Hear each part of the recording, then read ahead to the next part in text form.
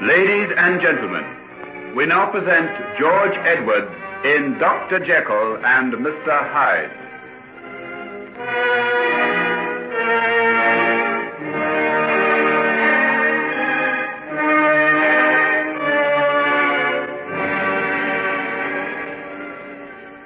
You have no idea at all of his whereabouts? Absolutely none.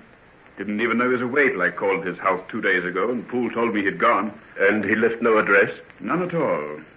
I gathered from Poole that there was nothing out of the way in that. He often disappears for days at a time. Yes, but he's gone over a week now. This is disastrous. The latest news of his father is that he's not expected to live more than a few days. We simply got to get in touch with him. What is it? A stroke? Yes, he had the first seizure yesterday morning. He may go at any moment. He's barely conscious and keeps asking for Henry all the time. What on earth are we going to do? Isn't there anyone you know of who might be able to tell us something? Let me think. Wait a minute. I wonder... Yes? What is it? It's just a faint possibility. But there's a friend of his, an Edward Hyde. Edward Hyde? Yes, do you know him? Know him? I've had an encounter with him. I'd be very reluctant to repeat the experience. Why, what's he like? He's without doubt the most loathsome and degenerate specimen I've ever set eyes on. What his association with Henry can be... well, let's forget that. What were you going to say? The last time I saw Henry, he gave me his address. It was in connection with a will he made. He told me where to find Hyde if ever he should be needed. Why should Hyde be needed? I know no more about that than you do. But it's obvious that Henry sees a good deal of him. You might even know where we can find him now. You may be right, though I'd hate to have to go and ask him. Then I'll go. As a matter of fact, I'd rather like to have a look at him. If you're anything like me, you won't want to look a second time. I never met anybody in my life who roused sheer murderous hatred in me like that creature did. In you? Why, it hardly seems possible. Wait till you've seen him. I wasn't the only one. There were others with me as well, and I could see by the look on their faces that they could hardly keep their hands off him. Why, is he some sort of demon? Well, he may well be. The thing I saw him do was nothing short of the act of a fiend. What was it? I saw him trample a little child down in the street, grind it with his heel, and beat it with his stick. What? Every word of that is true. It was the most horrible and revolting thing I ever set eyes upon, and committed by the one who is claimed as friend by the man my daughter proposes to marry. I won't attempt to disguise the fact that the thought of such a thing sickens me. Yes, I think I understand. But there must be some sort of explanation. I know Henry very well. Always regarded him as a sort of a saint compared to myself. He's been wrapped up in his work, never gone in for the sort of things that I have done. You know, getting tight and larking around with women and all that. I hope you're right. And in the meantime, we've got to find him. The thought of that old man dying without seeing the son he loves so much is more than I can bear. Well, I'll go at once and see Hyde. There may be something he can tell us. I'll come back here as soon as I can. Very well. I'll make what inquiries I can think of. Goodbye for the present.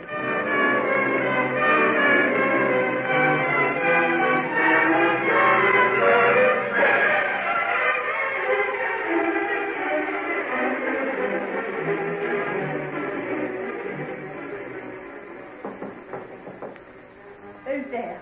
Is Mr. Edward Hyde at home? Who are you? What do you want with him? I'm Dr. Hugh Lanyon. I want to see him urgently. Dr. Lanyon. Oh, come in. Robert, I'm glad to see you. Hetty, what on earth are you doing here? I've been here for ages. Ever since that day you and Dr. Jekyll hid me in the boat and helped me get away from those men. But I thought you were in the country. Henry told me you'd gone away from London. Did he? Well, this is as far as I ever got. And doesn't Hyde live here? Yes. He lives here. Then... Yeah, you've guessed it right off. I see. May I sit down and talk to you for a while? Of course you can. I'm that glad to see someone. I've been shut up here by myself, afraid to show me nose out the door in the daytime. It's been so lonely, I think I'd even be glad to see Hyde come in. Where is he? He's gone away. Been gone almost a week. Away? Yeah. Why? Henry's father is very ill. We can't find him anywhere. He's away, too. I was hoping Hyde might have some idea where he is. I can tell you that. You can? Yeah. Let me see now. He said they were going to a place called Coravina. Coravina? Yeah. Hyde told you that? Yes. He said he and Henry were going together. Are you sure? Of course I am. I remember his very words. He said, he won't be seen with me, but we'll be together for all that. He'll not get away from me for a moment. And they've gone to Coravina. Why on earth didn't Henry tell me? Do you know where it is? Of course I do. I was there last year. It was I who told him about it. Perhaps he was trying to steal a march on you. Henry was. Don't you think he would? Coravina. All places. Oh, it's miles away from any telegraph line. Perhaps his father will be dead by the time he gets back. What makes you say that? I don't know. Perhaps I hope it'll be that way. I'd like to think that something happened to him. Something that'd hurt him. Something that'd make him pay a little for the things he's done to me. Etty. Shocks you, does it? I sit here all day thinking of ways to get back on him. Him and Hyde. What a pair they are. So different. Yet somehow, underneath, they're the same. Both cruel as the devil.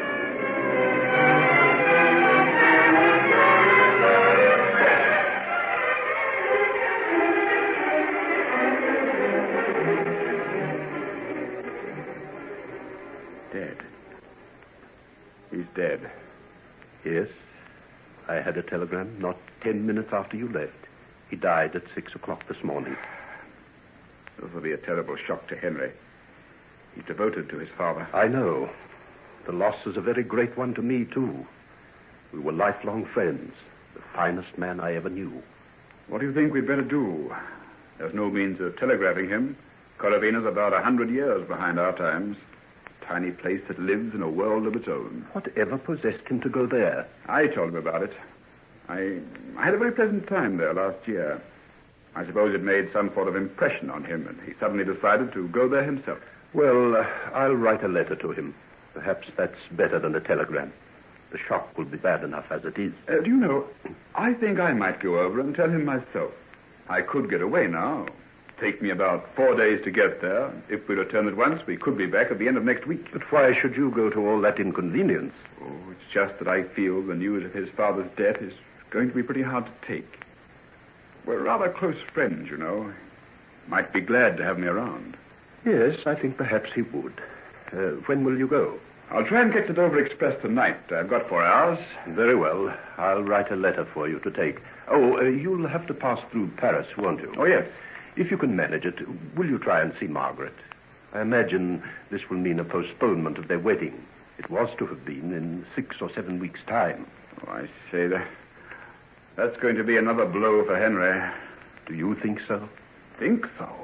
Why, Mr. Utterson, don't you realize what Margaret means to him? She doesn't mean enough for him to be willing to give up his friendship with this beast, Hyde. He told me he need never see him again. And now they've gone away together, secretly, as though on something that won't bear the light of decent scrutiny. What am I to conclude from that? Is that the kind of man you'd wish your daughter to marry?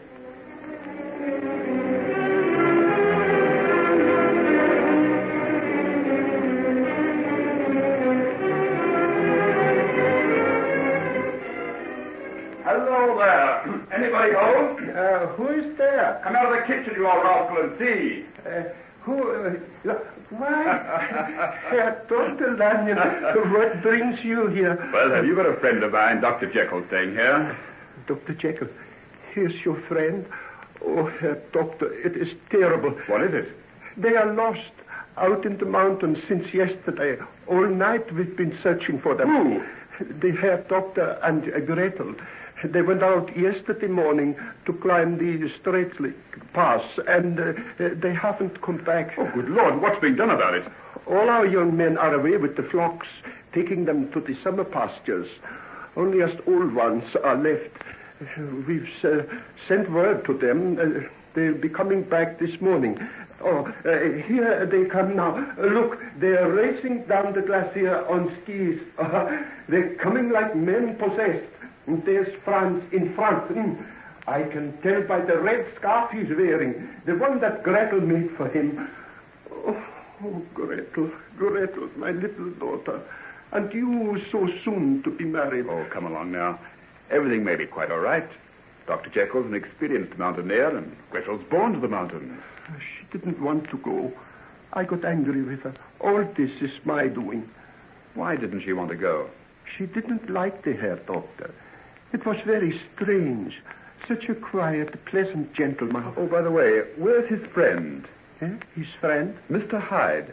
I understand they're traveling together. There's been no Mr. Hyde here, Herr Doctor. Only Dr. Jekyll. Oh, that's good. I'm glad of that.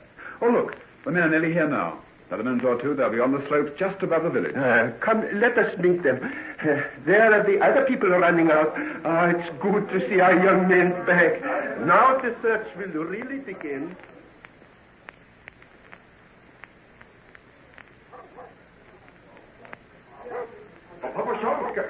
What is it? What has happened? Oh, Franz, my boy.